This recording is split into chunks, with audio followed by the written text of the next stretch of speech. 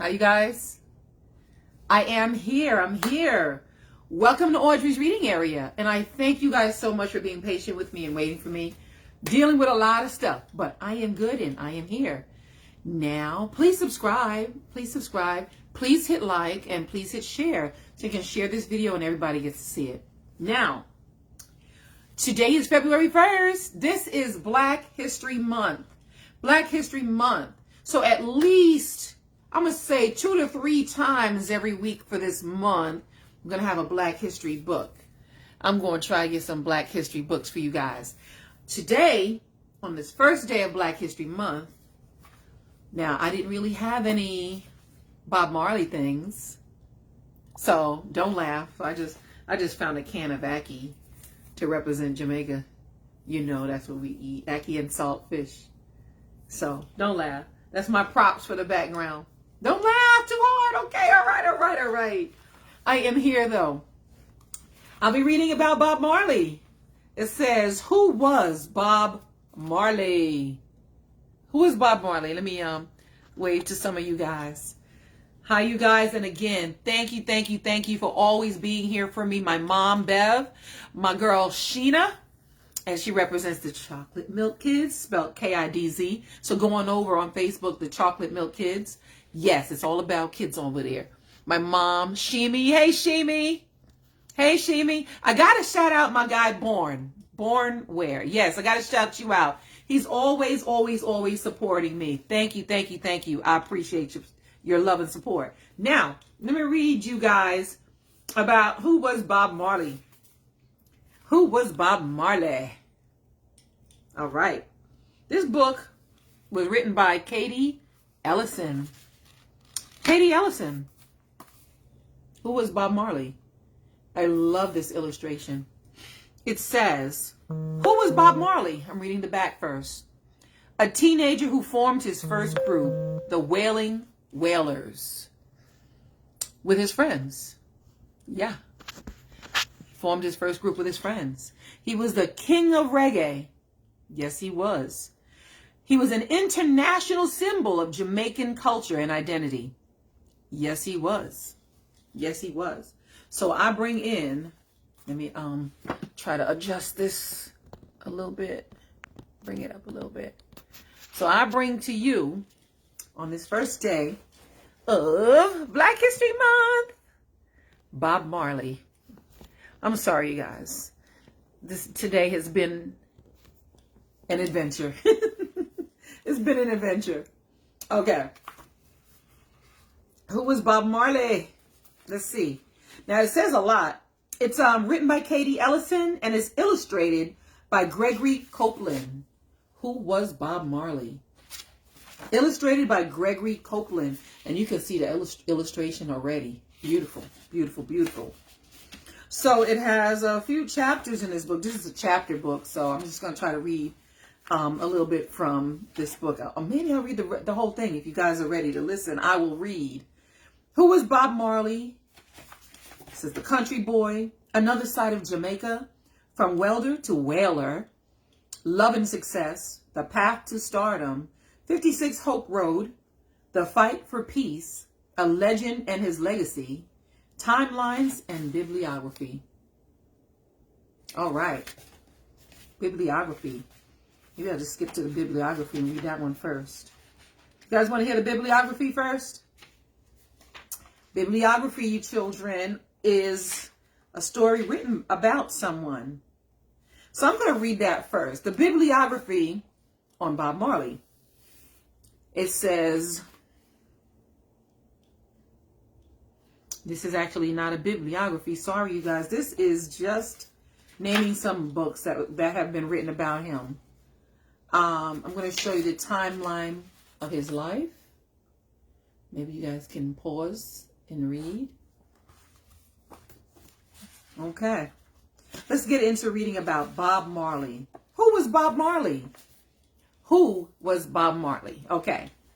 When he was 12 years old, Bob Marley and his mother, Cedella, boarded the Bungo Bungo. That was what people in the Jamaican countryside called the public buses. Bob and Cedella were riding from their small, friendly village called 9 Mile to Kingston, Jamaica's capital city. The bunga bunga. Bungo, sorry. Bungo bungo. Watching their neighbors wave goodbye, Cedella wasn't as sad as Bob. He was probably thinking about what they were leaving behind. Soccer games in the grassy hills and the music his neighbors played on their porches at night.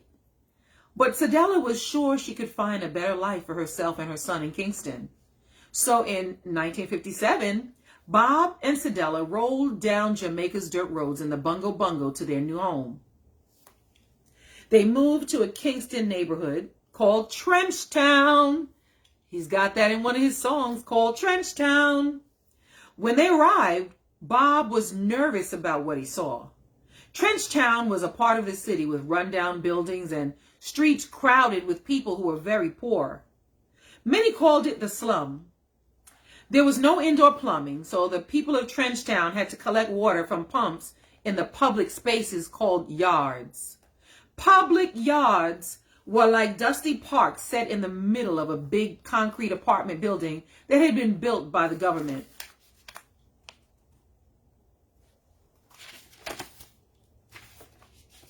Trenchtown could be a dangerous place.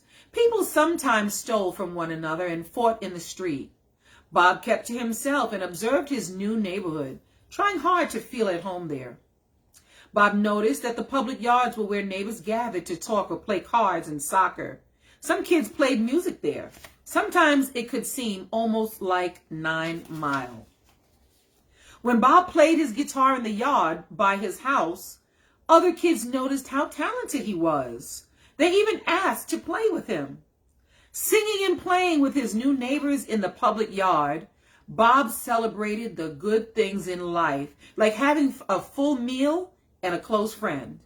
It seemed the struggles of the poorest people in Kingston made them appreciate the joy that music brought to their lives more than anyone Bob had ever met. Yes, they're having fun over here. Music, playing music. So that's when Bob knew he always wanted to make music, the kind that brought people together to share simple everyday joys. And Bob went on to do just that. His music continues to inspire and uplift people everywhere. Ain't that the truth? When I put on some Bob Marley music, OMG, that just talk about relaxing and uplifting your spirits, it really does. So chapter 1 is the country boy. The country boy. So it has Cuba up here. It has 9 Mile, Jamaica, and Kingston right here on the map. It says, by the time Robert Nesta Marley was born in 1945, the island country of Jamaica had been ruled by Great Britain for nearly 300 years.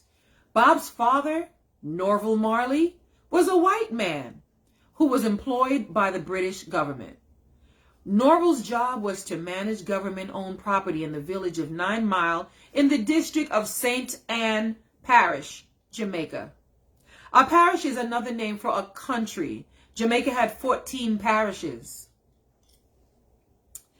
Norval was a little over 60 years old when he moved to a small shack in 9 Mile. He soon fell in love with Cedella Malcolm, a beautiful black Jamaican girl, much younger than he was. Cedella's grandmother owned the shack where Norval lived. By the time Cedella was 18, she was married to Norval and expecting her first child. Here is a sketch of Norval Marley, Bob Marley's dad. Neighborhoods did not approve of Cedella marrying a white man so much older than she was. Cedella wanted to build a better life for herself and hoped Norval would help her see the world beyond the Jamaican countryside. But soon after the marriage, Norval had to leave 9 Mile. He said that working in the hills was not good for his health. He needed to find an easier job in Kingston. Norval promised Cedella he would return. Years later, he did. Years later, he returned. But only for a short time.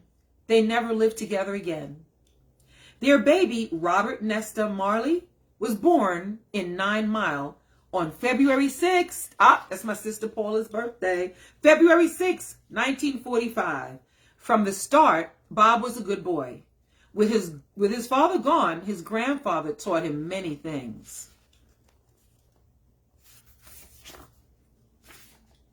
He explained Bible stories to Bob and taught him how to farm potatoes and yams. Bob's grandparents were always proud of how hard he worked, even when he was very young. Bob was a quick learner at everything he did. His teachers at school said he was ahead of the other kids in his class. Sometime before he turned 10, Bob stepped on a piece of glass while playing soccer barefoot. The cut on his toe became infected. Bob limped for a long time. Finally, Bob's cousin brought him some natural medicine that he had made from herbs. His foot healed, but it was never quite the same.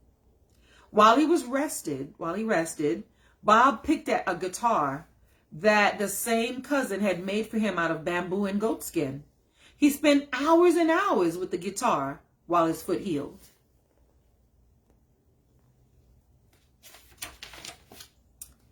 Folk instruments of Jamaica. For much of the 20th century, people in the Jamaican countryside made their musical instruments by hand. One of the most popular was the rumba box. A rumba box is usually made of wood, and it has a hole cut in the front like a guitar. I think that's what I have. I think I have a rumba box. But unlike a guitar, a rumba box has small metal strips screwed in a straight line at the bottom of the hole. The metal strips are like keys on a piano. The rumba box player sits on top of the box and reaches down to play the keys. Other handmade instruments were the shake, an instrument similar to maracas, the shake, and simple wood blocks knocked together to keep rhythm. Drums, banjos, and guitars were made out of buckets, bamboo, sardine cans, and cowhide or goat skin.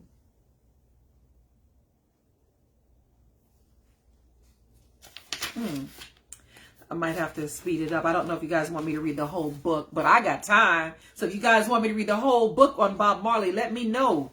Let me know. So when Bob was still a young boy, Cedella opened her own grocery store. Thaddeus Toddy Livingston owned a grocery in 9 Mile too.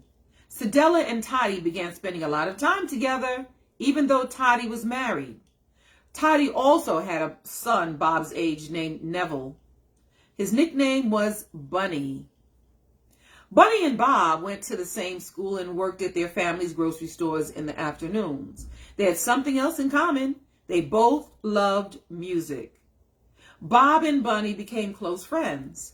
They played their homemade guitars together at the end of the day when all their homework and chores were done.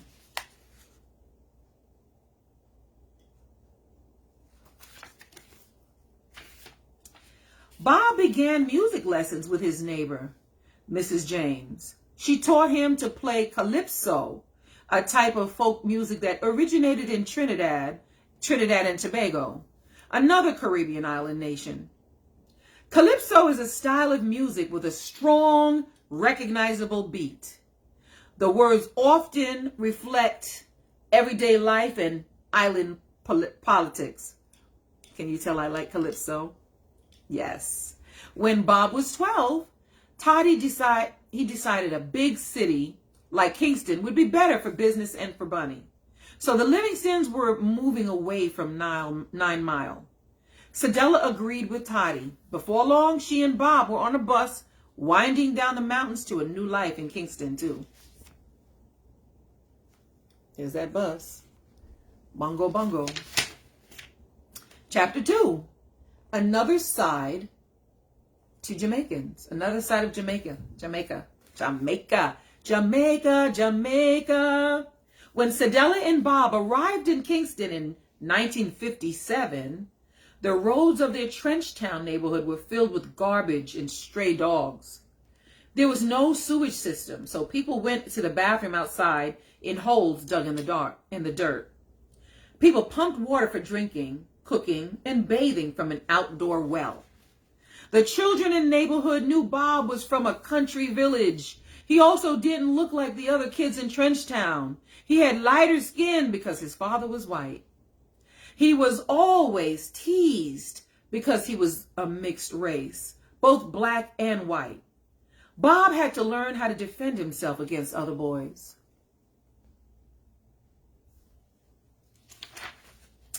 Bob quickly learned how to fight. The neighborhood boys thought he knew some pretty quick martial arts moves. He didn't, but he still earned the nickname Tough Gong.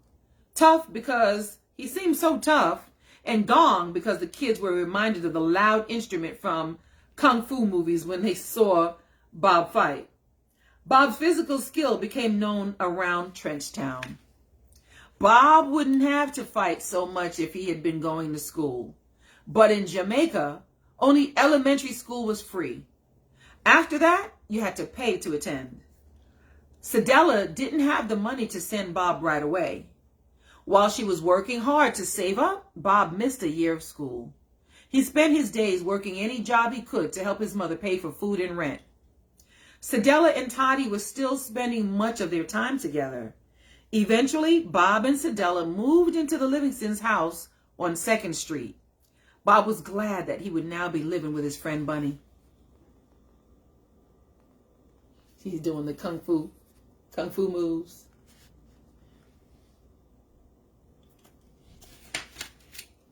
Bob and Bunny listened to music on the radio all the time. American singers and musicians like Sam Cooke, Fats Domino, and Ray Charles became Bob's heroes. Bob and Bunny tried to copy the biggest radio hits on their guitars. So they tried to learn how to play it on their guitars. Bob and Bunny began writing their first songs together.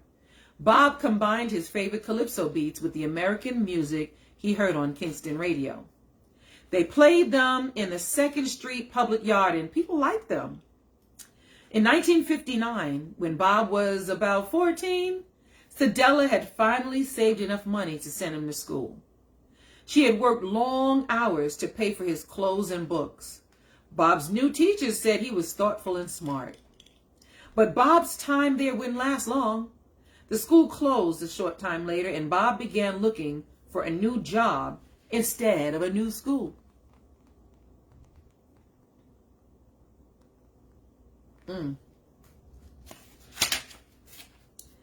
Desmond Decker, a friend Bob had met playing music in the yards, worked at a Kingston welding business. Bob soon got a job there as well. He did not like the work, but he got to spend time with Desmond, who was a talented singer. Desmond and Bob both listened to ska music. Ska, or ska, I believe it's ska, is Jamaican music that has a regular rhythm like calypso, but usually adds the sound of horns like trumpets, saxophones, and trombones. Bob could really dance to that. There were plenty of ska songs on the radio all the time, and Desmond had written and sung some of them. One of his hits were called King of Ska. Bob enjoyed making friends with talented people. Joe Higgs was another famous musician in Trenchtown. He lived 1 block away from Bob and Bunny. He organized jam sessions for musicians to meet up and play in one of the public yards every night. One night, Joe noticed Bob and Bunny playing together. He saw how quickly Bob learned new things on the guitar and how well he could sing. It didn't matter that Bob's guitar was made from a sardine can. Bob was that good. Joe introduced himself and the three became friends. They stayed up all night playing music under the stars. Joe Higgs helped me understand that music. Joe Higgs helped me understand that music, Bob said in his Jamaican accent. He was beginning to see that he would rather make music than do anything else.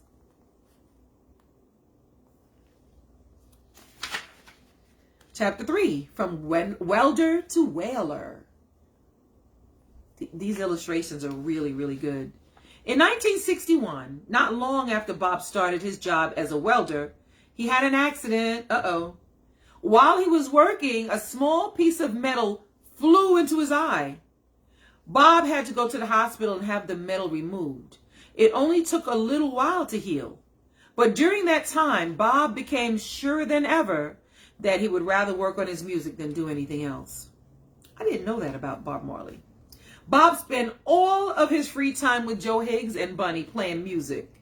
When Bob was still only 16, Joe helped him record his first song. It was a song with a ska beat called Judge Not.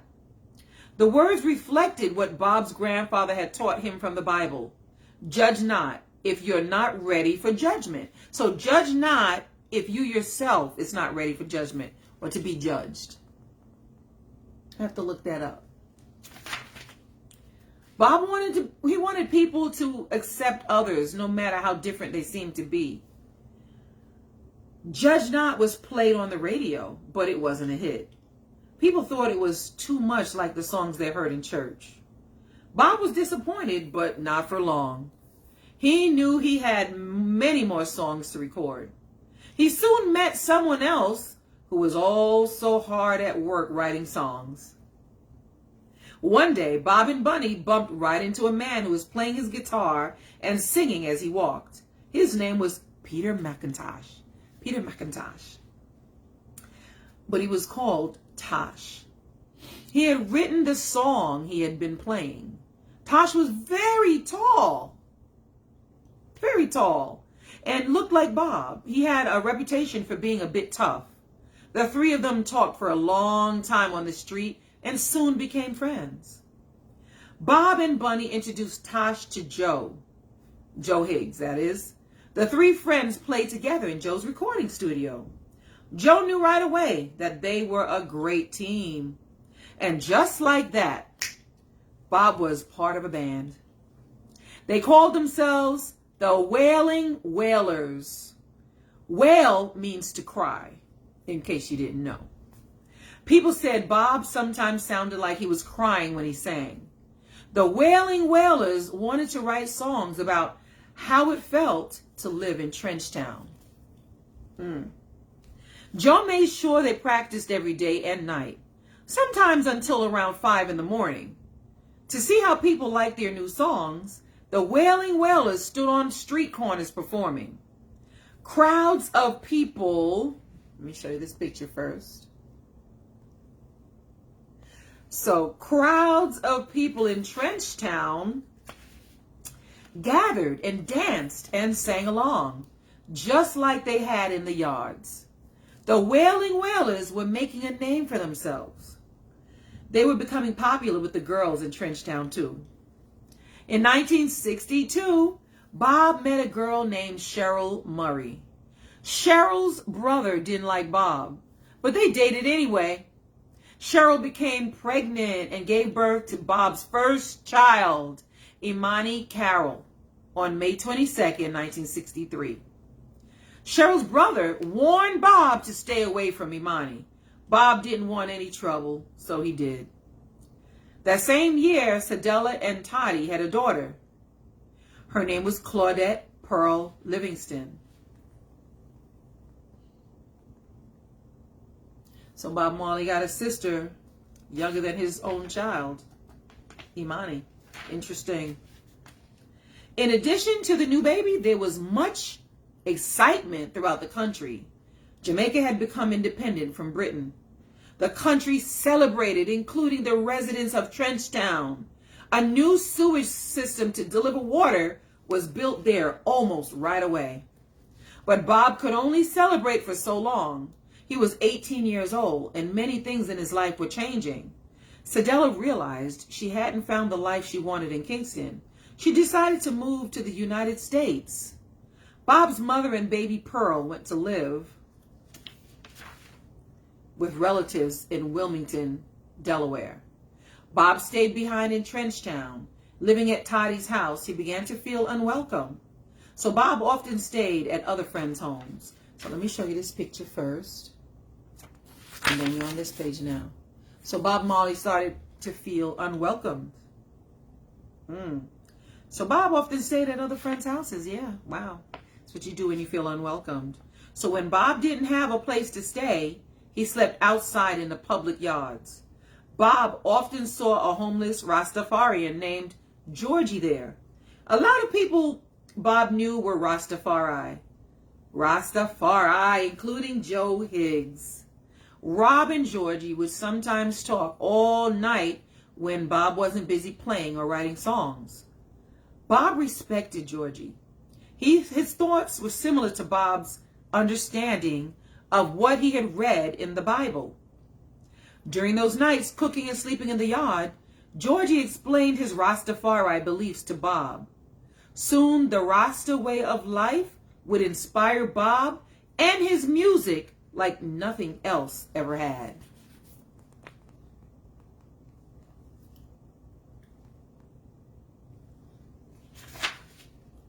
Rastafari. In 1930, a man named Ras Tafari Makonnen was crowned Emperor of Ethiopia. He took the royal name of Haile Selassie. I guess that's one. Some people believed Emperor Selassie was God. They called themselves Rastafari in his honor.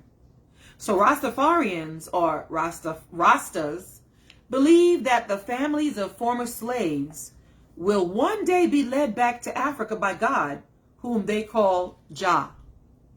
I'm learning a lot. I hope you guys are listening and learning a lot too, because a lot of this stuff I didn't know. Rastas believe the body is an important part of spirituality. That I knew. They exercise regularly and eat healthy foods. Most are vegetarian or vegan. Rastas believe in peaceful attitudes towards all people, animals, plants, and other living things. They smoke ganja, marijuana, which is a herb that they believe increases their spiritual awareness. Rastas are forbidden to cut their hair because hair is considered a source of power and inner strength. They often wear their hair in long dreadlocks. Today, about 1 million people practice Rastafari worldwide.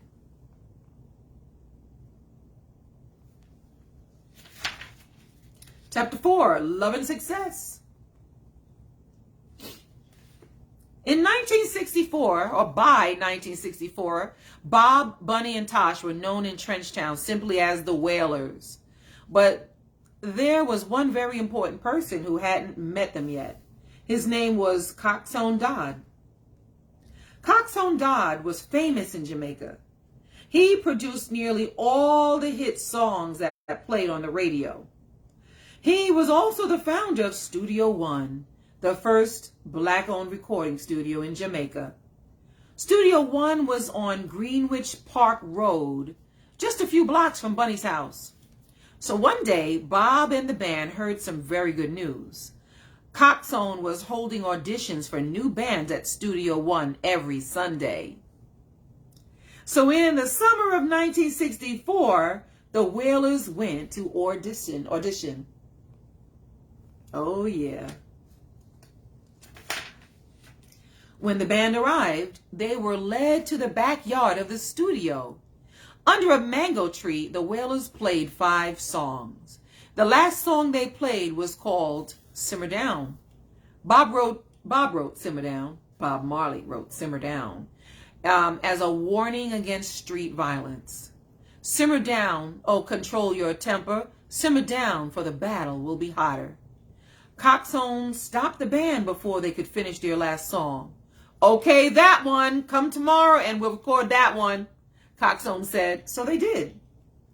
Coxsone made sure the song was played on the radio, and people loved it. People loved it. People loved it. Everyone in Kingston knew about the dangers of Trenchtown. Listeners understood the warnings in the song. The recording of Simmer Down sold nearly 80,000 copies. Wow. The Wailers spent the rest of 1964 at Studio One recording their first album. Because Bob still didn't have a home of his own, Coxsone let him sleep there too. Coxsone became like a father to Bob. So when days were hard, he reminded him, "Now, young man, be strong." He helped Bob stay focused. He helped Bob stay focused on his music and kept him from getting discouraged.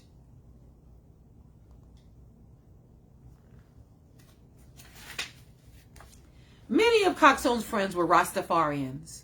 They shared their thoughts about the world and their spiritual beliefs with Bob. Bob agreed their ideas about peace and justice, but he carefully considered what he was told. Would he give up the Christian faith that he had learned as a child? Bob often walked the streets thinking about new songs he was eager to record. But one day, someone distracted him. A young woman named Rita Anderson lived down the street from Studio One on Greenwich Park Road. Rita was a local girl with a great voice. Bob watched Rita singing in her window as he walked by. Rita saw Bob too.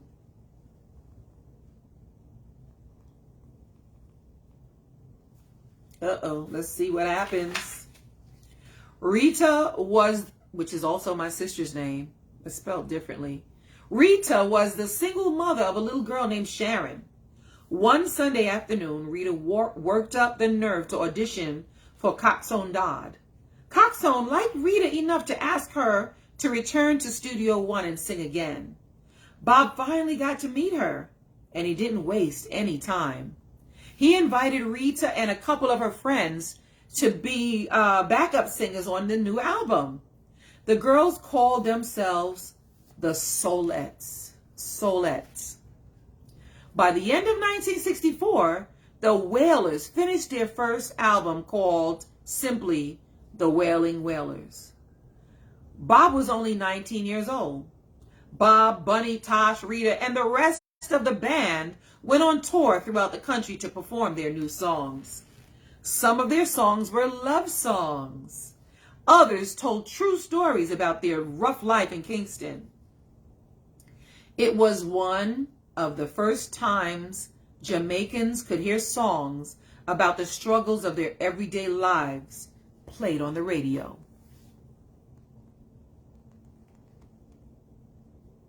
Oh yeah.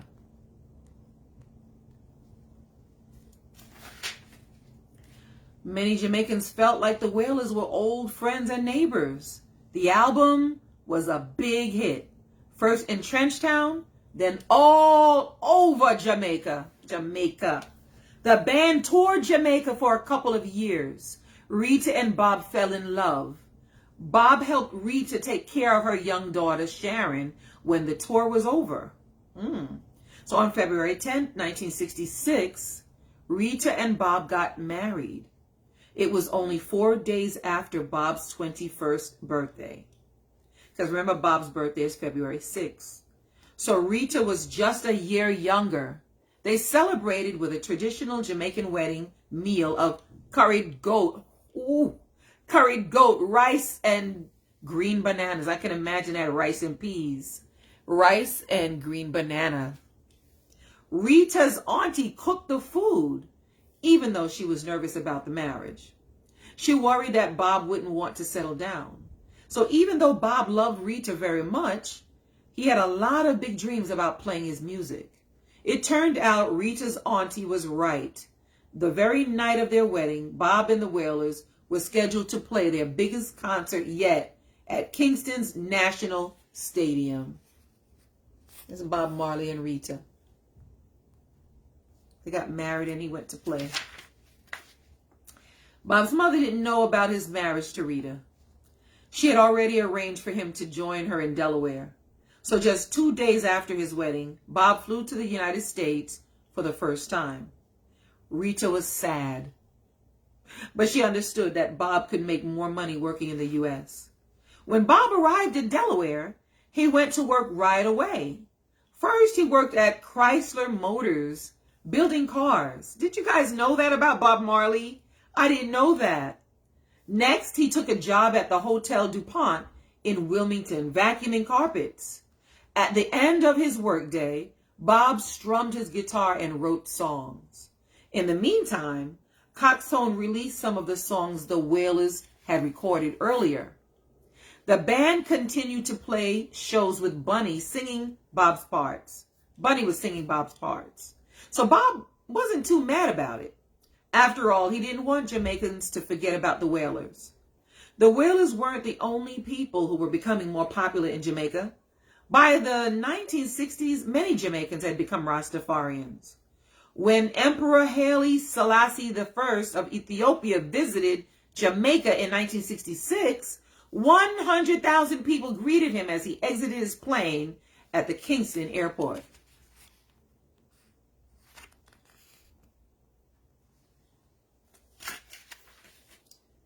Haile Selassie I. It says, born Rastafari Makonnen, Haile Selassie I was the Emperor of Ethiopia from 1930 to 1974. He was an Orthodox Christian who was given the name Haile Selassie, or Haile Selassie at his baptism. So that's what changed his name. He was given that name at his baptism. Haile.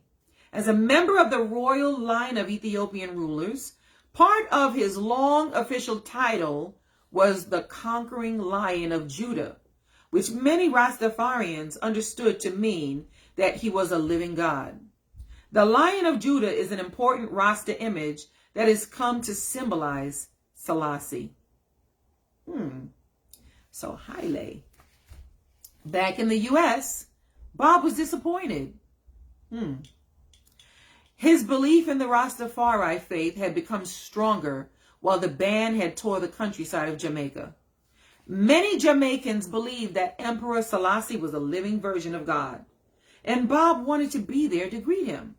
So in a letter to Rita, he wrote, "Go and see him for yourself." Rita was unsure about Selassie, but she went anyway.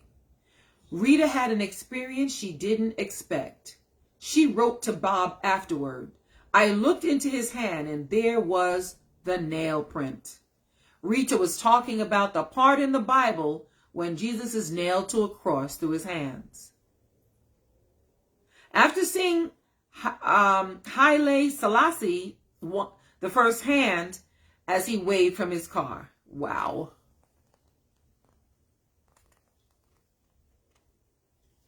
Wow. Rita was convinced that Selassie was God. She wrote that Rastafari beliefs were the same as Christianity, but with maybe a little more freedom. Bob was happy for her, and he was ready to go home. He wanted to be with his wife and to record all the songs he'd been writing during his lonely nights in the States. After 8 long months, Bob gladly returned to Jamaica. He was ready to return to his music as well. So now chapter 5, the path to stardom. At the end of 1966, Bob and Rita settled into her small house on Greenwich Park Road. Finally, they lived together as husband and wife. And also at the end of 1966, my sister Rita was born. Yes. Yes, she was. But Bob and his wife settled down as husband and wife. While Bob had been in the U.S., he had stopped cutting his hair, in keeping with his Rasta beliefs. As Bob walked the streets of Trenchtown again, he noticed that many people were growing their hair out too. He and other Jamaicans now had long hair that naturally separated into sections. These sections were the beginning of dreadlocks, created by twisting pieces of hair together so they grow out to look like thin ropes. Something else was new in Jamaica. A popular style of music called rocksteady was playing on the radio. It is slower than the ska and has a more relaxed beat, like calypso. The words to rocksteady songs can be very political. Bob really liked the new music. It inspired him to go back to the Studio One and play with the Wailers. Together with Coxsone, they created what is now called reggae. Reggae music, you guys. Reggae music. That's right. Reggae music combines calypso, rocksteady, and other Jamaican music styles with American pop music. But it has a beat that is all its own.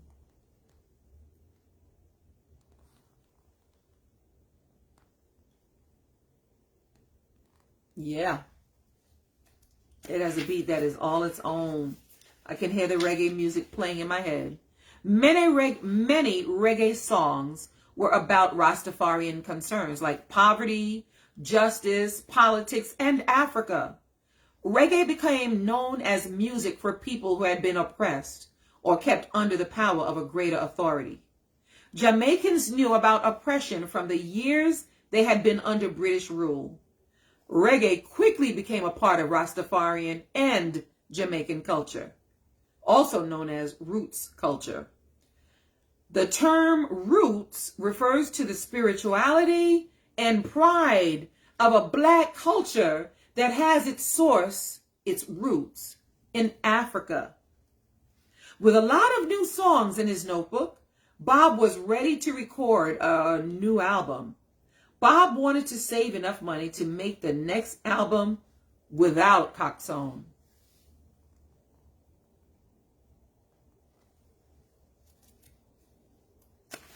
Wanted to do it on his own. During the late 60s, when the Wailers' career was just beginning, people listened to music on the radio or by playing vinyl plastic records on turntables. Bob and Rita decided to record songs one at a time whenever they could afford to rent a recording studio. They sold the new records, single songs only, from their bedroom window, which they had turned into a small storefront. They called it the Whaling Solemn Store. Whaling Solemn Store, named after the Wailers and the Solettes. Interesting. I didn't know this either, you guys. I did not know this about Bob Marley. So Bob and Rita were happy to be selling records together. They were a great team. So on August 23rd of 1967, you know what's funny about that? August 23rd is my daughter's birthday. 1967 is my year. So August 23rd of 1967, they had their first child. Wow. They named their daughter Cedella after Bob's mother. Wow. Just over a year later, Rita gave birth to a baby boy. This first son, what shall we call him? Rita wondered. Bob noticed that the baby's foot was turned in a little. Well, this is Ziggy, he said. Ziggy. So they named him Ziggy Marley. Wow, Ziggy, the first son. Ziggy was Bob's nickname on the soccer field because he ran and changed direction so fast. So they named him David Ziggy Marley. Bob and Rita had finally saved enough money to record a whole new album. The Wailers were ready to go back to work, but they needed a place to record. Luckily, they made a new friend in Kingston who had his own recording studio. His name was Lee Scratch Perry. Scratch was a good match for Bob. He wanted the band to follow their dreams and make reggae music in their own style. Maybe that's why it didn't work out with the other guy. What was his name? It was the other one that they were recording with. For some reason, they didn't want to record with him anymore. I don't know why. So as the Wailers recorded the album, daily politics in Jamaica gave Bob more ideas for songs. Two political parties fought for power in the island nation: the Jamaica Labour Party, JLP, and the People's National Party, PNP. Violent gunfights often broke out in the streets between members of the JLP and the PNP. Both wanted to control Jamaica.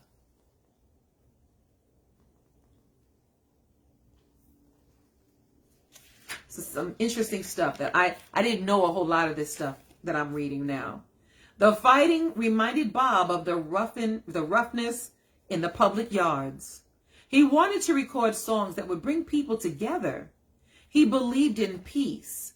In the song Fussing and Fighting, Bob sang, "We should really love each other in peace and harmony."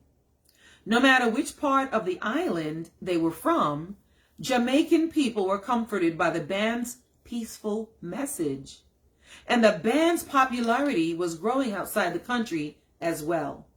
Scratch had friends in London who really liked the Wailers' music. Soon their songs were being played on the radio in the UK, the United Kingdom, and even in the US, the United States. By 1971, Bob Marley and the Wailers had made 2 new albums with Scratch, Soul Rebel and Soul Revolution. They toured in Jamaica, the UK, and the US. While he was in England, Bob heard about a man named Chris Blackwell. Chris was from Jamaica, and he was a big fan of Bob's music. He was also the founder of Island Records, a very successful international record label.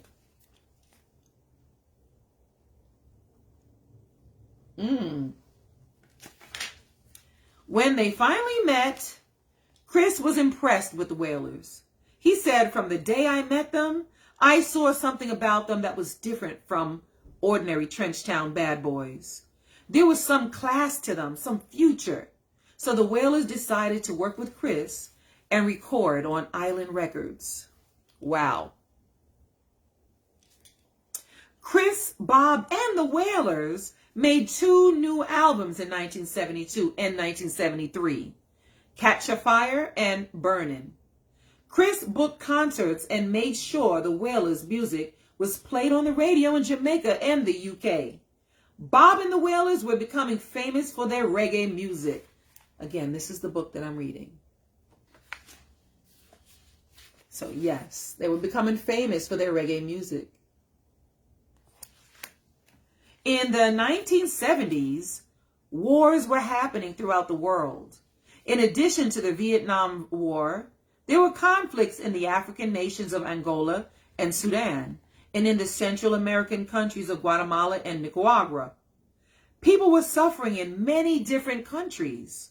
The Wailers' songs, Get Up, Stand Up, had an important message to people all over the world. The lyrics said, "Get up, stand up for your rights." That's right. Get up, stand up for your rights. Get up, stand up, don't give up the fight. Those are the words in that song, and I love that song. Like so many of Bob's songs, it was about the justice, peace, and unity that people wanted to see in their lives. It was music that gave people hope that things could change for the better. While they were touring the world, Bob and the Wailers had become especially popular in England. So let me show you the pictures for these. Pictures. In 1975, Bob and the Wailers gave concerts at the Lyceum Ballroom. I'm probably saying it right, and I apologize if I am. The Lyceum Ballroom in London. Both shows on July 17 and 18 were sold out. 3,000 more fans without tickets struggled to get inside. Wow. Wow. Bob and the Wailers played their most popular songs that night.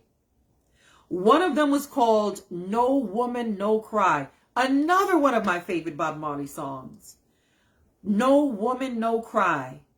In the song, Bob sang about Georgie and the Trenchtown yards. He repeats the line, "Everything's gonna be all right." And people believed him. One fan said, every person who was there decided they were a Rasta. Bob had become a spiritual leader.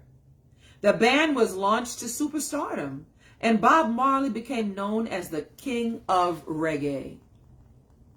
Look at Bob Marley. This is a great illustration, a great drawing. Bob Marley. Chapter 6. 56 Hope Road. 56 Hope Road. By the mid-70s, the Wailers were big stars. Songs from their Two Island Records albums climbed the charts in the UK and the US. As a way to congratulate the band and show them he wanted to help them record more albums, Chris gave them a home he owned at 56 Hope Road. 56 Hope Road was a big white house in a wealthy neighborhood of Kingston. It became a hangout for friends of the band. Any hour of the night or day, musicians came and went. They wrote songs, played soccer, shared a meal, and talked about their Rastafarian faith. And I'm sure one of the meals, had to have been the ackee and saltfish. But not from a can. Stop laughing at my props. That's all I had. I'm sorry. By this time, Bob lived strictly by the Rasta way of life. He woke up early every morning to run. He kept a strict vegetarian diet, never eating any meat. He also studied the Bible the way Rastas understood it. Parts of the house at 56 Hope Road were even painted the colors of the Ethiopian flag. Bob was on a mission to carry the Rasta message of harmony and goodwill to the world. 56 Hope Road was a great place for Bob to work and relax. The trouble was that his family had no place there. There was always noise and ganja smoke in the air, so Bob's family lived in an apartment far from Hope Road. Bob visited them sometimes, and Rita and the children visited him too.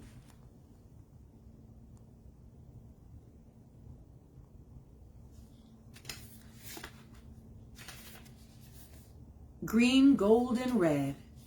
Green, gold, and red. Green, gold, and red.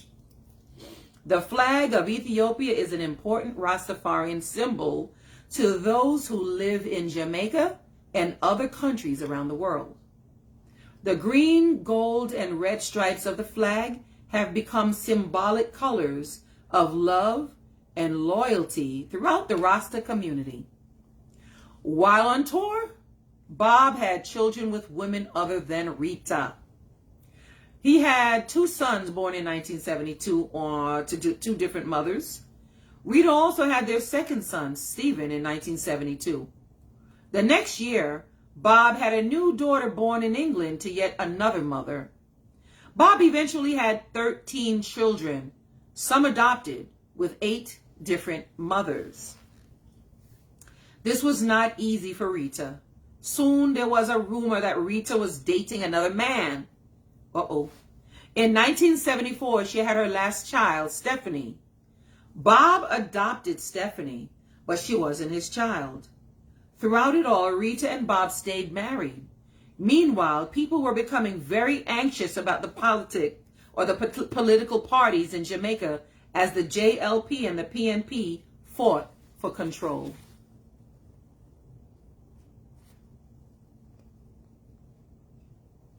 Wow. Some Jamaican citizens began working hard to elect one party or the other. This led to arguments over which party could provide more jobs because most people in Jamaica were still very poor. The arguments turned violent and many street gangs were formed. Suddenly, it seemed as if everyone had guns. Wow, Bob had a lot of influence in Jamaica. Politicians knew he could get people to vote a certain way just by saying he liked one party better than the other. An old friend of his explained in that familiar Jamaican accent, everyone want Bob Marley on their team. But Bob didn't want to get involved in politics. Just like when he was younger, Bob only fought when he had to. But he couldn't stop the fighting from showing up at his own door. On December 3rd, 1976, a group of men with guns approached the back door of 56 Hope Road. They began to fire shots into the kitchen where Bob stood with his cook. Rita and the children were visiting Bob at the time. As Rita drove away, a bullet grazed the back of her head. I didn't even know that. Bob was shot in the upper arm. Everyone survived. Wow. But they realized that Jamaica's political violence was reaching far beyond the slums of Trenchtown. To be safe, Bob flew back to England. Rita and the children remained in Kingston, but they stayed far away from the trouble at 56 Hope Road. 56 Hope Road. Chapter 7, Fight for Peace. Bob was glad to be in England. The attack at his home made him feel certain that it was important to work for peace in Jamaica and throughout the world. Bob thought his music could inspire that peace.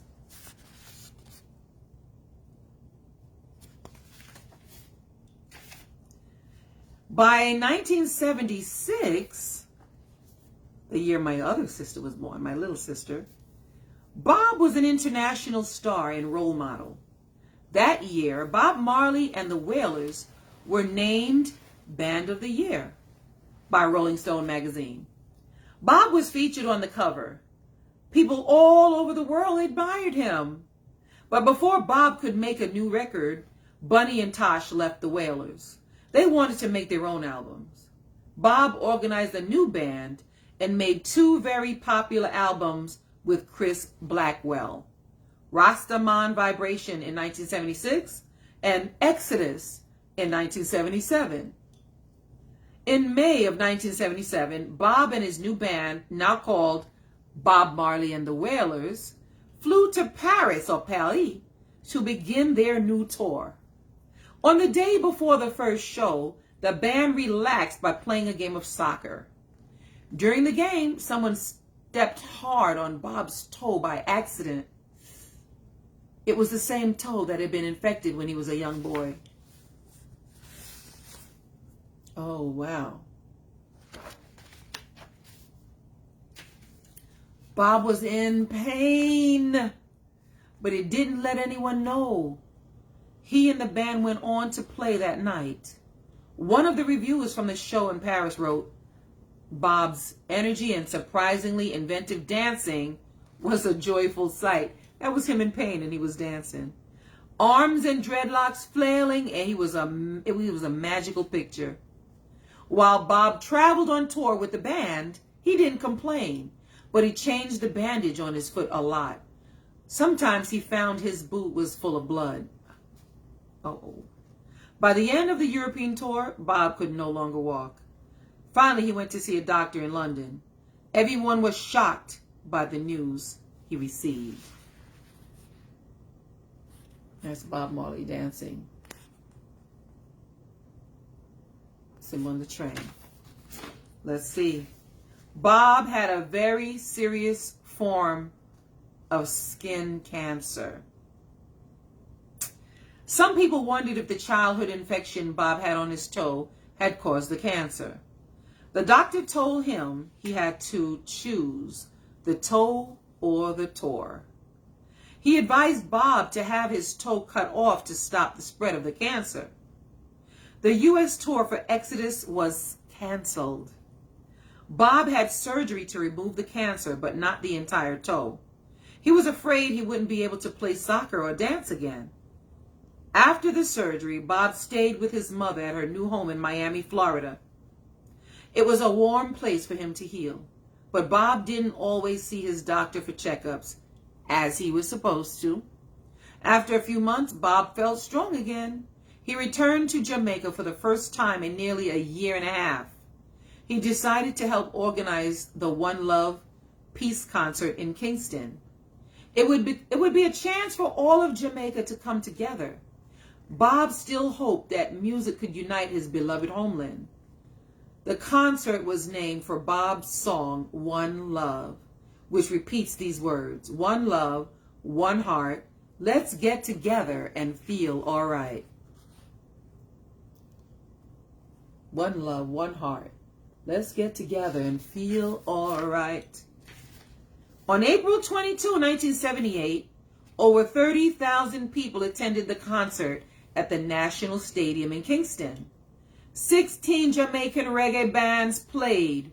Bob also invited two very special guests, Michael Manley, the co-founder of PNP, and Edward Sega, the leader of the JLP. Bob sang Jammin' for the audience. Oh, another one of my songs. It was a song about finding the strength to overcome life's struggles. Bob was preaching the same lessons he had in his very first song, Judge Not. But now people listened, and they loved the message.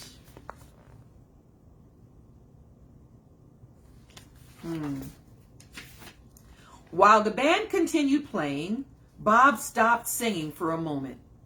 He asked Michael Manley and Edward Sega to join him on stage. I just want to shake hands and show the people that we're going to unite. We're gonna unite, Bob said. He took the men's hands and held them over his head. Bob wanted to fill his country with the hope that peace was possible. Look at that. With the hope that peace was possible. The concert didn't solve Jamaica's problems, but on June 15, Bob was awarded the United Nations Peace Medal of the Third World in New York City. The award was given to him by African political leaders of the United Nations. Bob was beaming with pride that day, his heart filled with hope.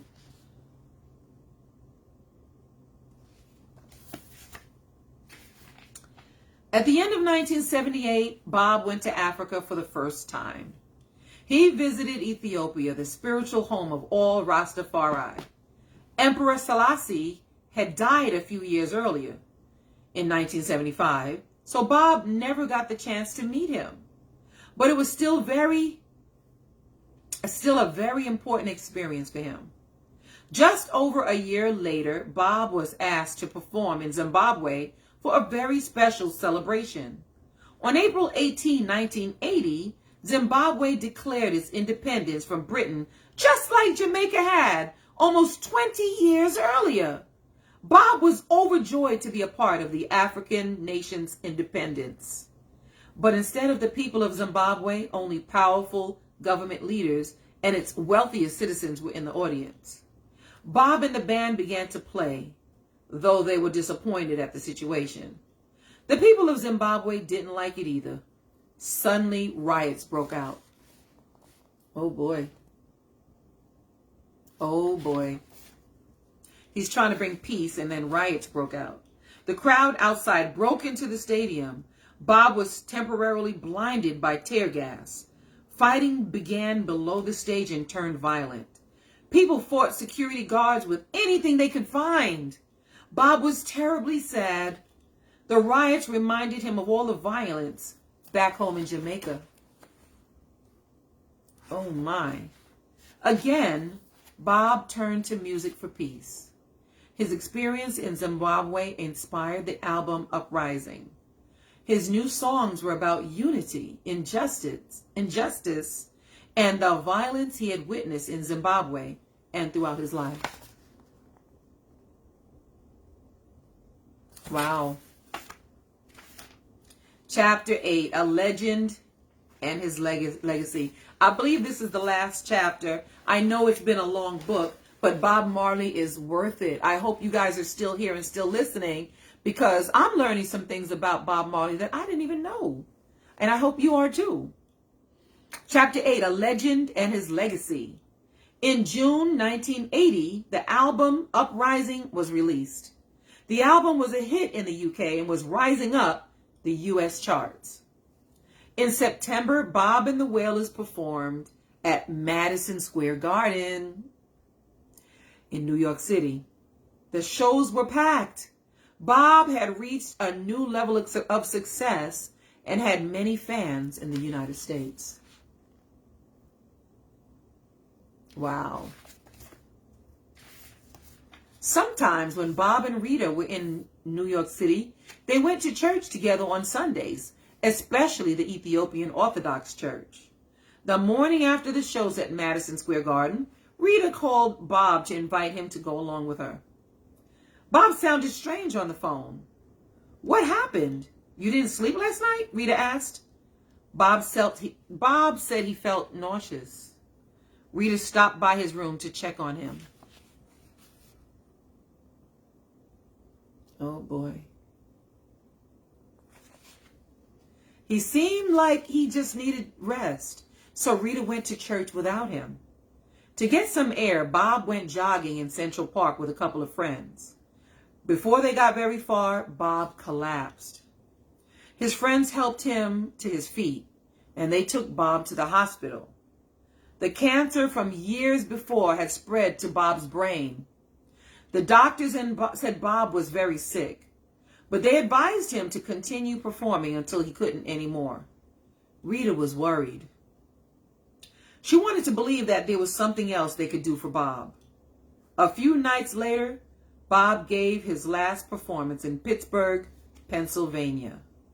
For 90 minutes, the band played and the crowd cheered, and no one could tell Bob was sick. When the show ended, the audience called the band back on stage to play some more. It was as great a show as ever. Bob's doctors told him that he had only 3 weeks left to live.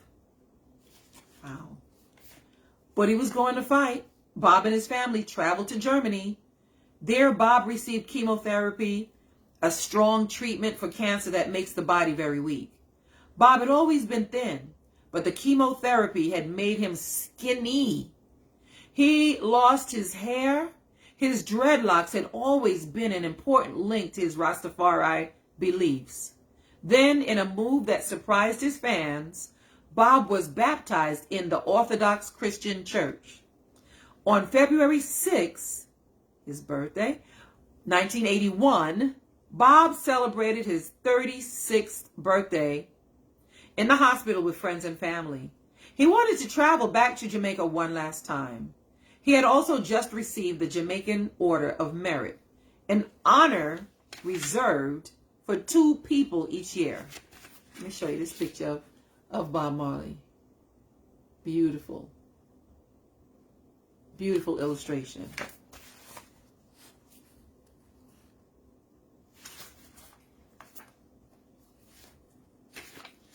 He left Germany and traveled to Florida so that he could see his mother. On May 11, 1981, May 11, 1981, Bob died at a hospital in Miami with family by his side. He didn't live long enough to see Jamaica again. 3 days later, 100,000 people passed by Bob's coffin in Kingston to have their last look at the reggae superstar. As many people as had greeted Emperor Selassie years earlier. The Jamaican government paid for Bob's funeral. And on May 21st, he was buried with his guitar on the tallest hill in his hometown of 9 Mile. In 1984, the album Legend was released. It's called Legend. It is a collection of Bob's greatest hits. It is the top-selling reggae album of all time. Of all times. To sell. And it continues to sell thousands of copies each week.